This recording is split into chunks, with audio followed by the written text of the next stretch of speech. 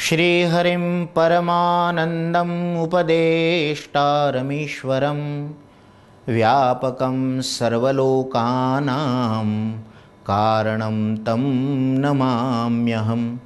गुरुर्ब्रह्मा गुरुर्विष्णुः गुरुर्देवो महेश्वरः गुरुस्साक्षात् परब्रह्म तस्मै श्री गुरवे नमः। ध्यायेन्नित्यं महेशं रजतगिरिनिभं चारुचन्द्रावतंसं रत्नाकल्पोज्ज्वलाङ्गं परशुमृगवरा भीतिहस्तं प्रसन्नं पद्मासीनं समन्तात् स्तुतममरगणैर्व्याघ्रकृतिं वसानं विश्वाद्यं विश्ववन्द्यं निखिलभयहरं पंचवक्त्रं त्रिनेत्रं। बोलिए श्री हरि भगवान की जय, सद्गुरु भगवान की जय, श्री चंद्रमौलेश्वर भगवान की जय। सद्गुरु भगवान पूज्य भाई श्री के चरणों में दंडवत प्रणाम। श्री हरि भगवान और श्री हरि मंदिर में विराजमान हमारे सभी देवताओं के चरणों में भी मेरा प्रणाम। और जब हम सावन मास के इस दूसरे दिन भगवान मल्लिकार्जुन की दिव्य ज्योतिर्लिंग वाली कथा सुनने वाले हैं, तो भगवान मल्लिकार्जुन जो स्वयं चंद्रमौलेश्वर के रूप में हमारे श्री हरि मंदिर में विराजमान है, उनके चरणों में दंडवत प्रणाम। और इस कथा को सुनने वाले मीडिया के इस माध्यम से आप तक जब पहुंच रही है, तब सुनने वाले आप सभी भक्तों के हृदय में विराजित श्री हरि सद्गुरु भगवान और भवानी शंकर के चरणों में मेरा प्रणाम। आइए पुनः एक बार जब हम दिव्य ज्योतिर्लिंग की कथा का रसपान करने जा रहे हैं, यह बड़ा अद्भुत प्रसंग है। मैं ये समझता हूँ कि जब देव कृपा करते हैं तब हमको सुख समृद्धि ऐश्वर्य और सभी प्रकार की सांसारिक अनुकूलता का लाभ मिलता है। लेकिन हमारे सद्गुरु भगवान और संत महापुरुषों के मुख से जो मैंने सुना है कि जब संत कृपा करते हैं, महापुरुष कृपा करते हैं, हमारे गुरुदेव भगवान कृपा करते हैं, तब जाकर हमको सत्संग का लाभ प्राप्त होता है। शंकराचार्य जी महाराज, वो भी जो शंकर भगवान के ही अवतार है, वे कहते हैं दुर्लभम त्रयमेव एतत् देवानुग्रह हेतुकम मनुष्यत्वम मुमुक्षुत्वम महापुरुष संश्रयः। तो सत्संग मिलना यह अपने आप में जीवन में साधारण घटना नहीं है। यह गुरु की कृपा, श्री हरि की कृपा, भगवान भोलेनाथ की कृपा का फल है। और जब मैं ये कह रहा हूँ कि भगवान की कृपा का फल है, तो मेरा कहने का तात्पर्य है कि यह हमारे कर्मों का फल नहीं है। तो जब सत्संग मिले तो हम अभिमान नहीं कर सकते हैं। जब किसी को ऐश्वर्य की प्राप्ति हो तो वह व्यक्ति अभिमान कर सकता है कि मुझे ऐश्वर्य मिला है। लेकिन जब किसी को सत्संग मिले तो ये तो परमात्मा की कृपा का फल है। इसमें हम अभिमान नहीं करेंगे, इसमें तो हम वंदन करेंगे, इसमें तो हम समर्पित हो जाएंगे। हम भगवान के चरणों में जैसे फूल चढ़ जाता है, हम उनके चरणों में समर्पित हो जाते हैं। तो आइए इस दूसरे दिन हम मल्लिकार्जुन भगवान की दिव्य कथा का रसपान करें। मल्लिकार्जुन क्षेत्र भगवान के अवतार से ही जाना जाता है। वैसे मल्लिकार्जुन में दो शब्द है, मल्लिका और अर्जुन।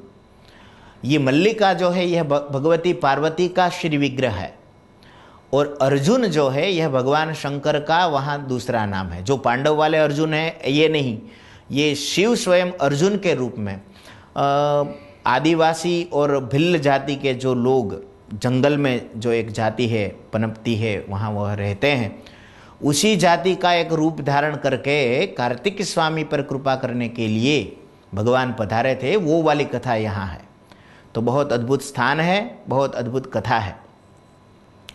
आंध्र प्रदेश में कृष्णा नाम का एक जिला है, और वहाँ कृष्णा नाम की ही एक नदी है, और उसी नदी के किनारे पर श्रीशैलम नाम से एक पर्वत प्रसिद्ध है। आज तो श्रीशैलम बहुत प्रसिद्ध है, लेकिन पुरातन काल में भी श्रीशैलम पर्वत को बहुत सम्मान की दृष्टि से सब देखते थे।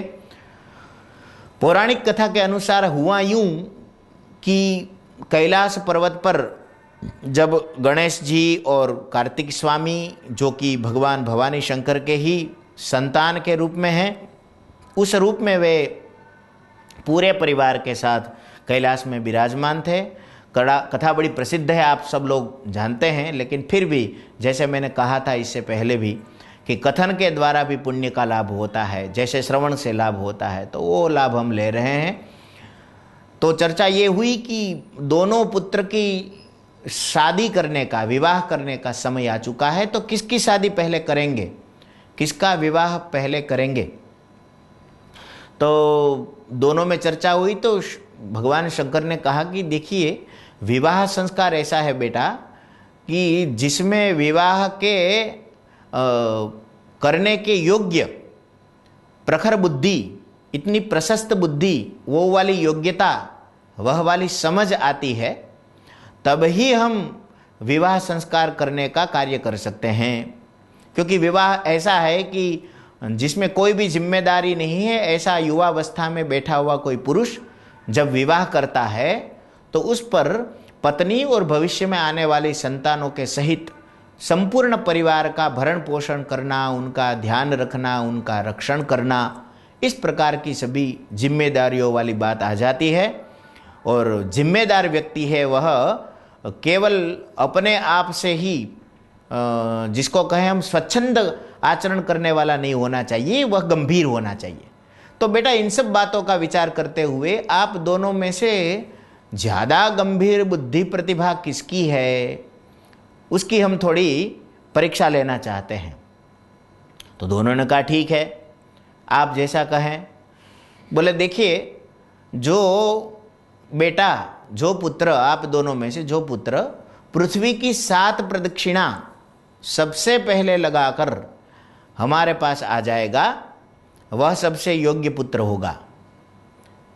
और जैसे ही बात सुनी कि अब गणेश जी, उनका शरीर इतना बड़ा, गजाननम भूत गणाधिसेवितम वक्रतुंड महाकाय, वे तो महाकाय है, और उनका वाहन भी चूहा है, लेकिन फिर भी गणेश जी तैयारी करने लगे। अब गणेश जी जब तैयारी कर रहे थे, उसी समय में कार्तिक स्वामी को लगा कि मैं पहले प्रदक्षिणा लगा लूँगा, तो उन्होंने मयूर वाहन, अब मयूर तो खुद कार्तिक स्वामी, और मयूर वाहन उड़ने वाला वाहन था, मयूर पर आसीन होकर कार्तिक स्वामी ने तो प्रदक्षिणा का आरंभ भी कर दिया, पूरी पृथ्वी की प्रदक्षिणा लगाने लगे। अब पृथ्वी का भी आज वैज्ञानिक युग में भी आप बताएं तो करीब करीब 44,000 किलोमीटर वाला पूरा व्यास है पृथ्वी का, इतना बड़ा, तो देर तो लगेगी ही। उन्होंने परिक्रमा शुरू कर दी, और गणपति जी ने क्या किया, अब वो सिद्धि बुद्धि के देव है, स्वामी है, तो सिद्धि और बुद्धि उनको कब वरेगी, अभी उनकी शादी तो बाकी है, कब उनका विवाह होगा उनसे, जब स्वयं उतने योग्य हो गए। तो गणपति जी ने बड़े ही बुद्धिमत्ता से विचार किया, इस संसार में हमारे माता पिता जो है, उनके चरण है, वह सब तीर्थ रूप है। शंकर जी कहना चाहते थे कि ये पृथ्वी जो है सब तीर्थ रूप है, जब आप प्रदक्षिणा एक लगाओगे तो सभी तीर्थों की प्रदक्षिणा हो जाएगी, और ऐसी 7 लगा लोगे तो सभी तीर्थों की 7 प्रदक्षिणा हो गई, ठीक है ना। लेकिन गणपति जी ने कहा कि पिताजी, आप यदि तीर्थों की ही प्रदक्षिणा कराना चाहते हैं, तब आप हमारे माता पिता के रूप में, और वो भी भवानी शंकर स्वयं, जगत मातु पितु शंभु भवानी, तुलसीदास जी महाराज रामचरितमानस में कहते हैं, ये तो जगत के माता पिता है, केवल मेरे ही नहीं, आप विश्व के माता पिता हो, और आपकी ही प्रदक्षिणा करूँगा तो पूरे सृष्टि में जितने तीर्थ है उनकी प्रदक्षिणा का फल मुझे सहज ही प्राप्त हो जाएगा।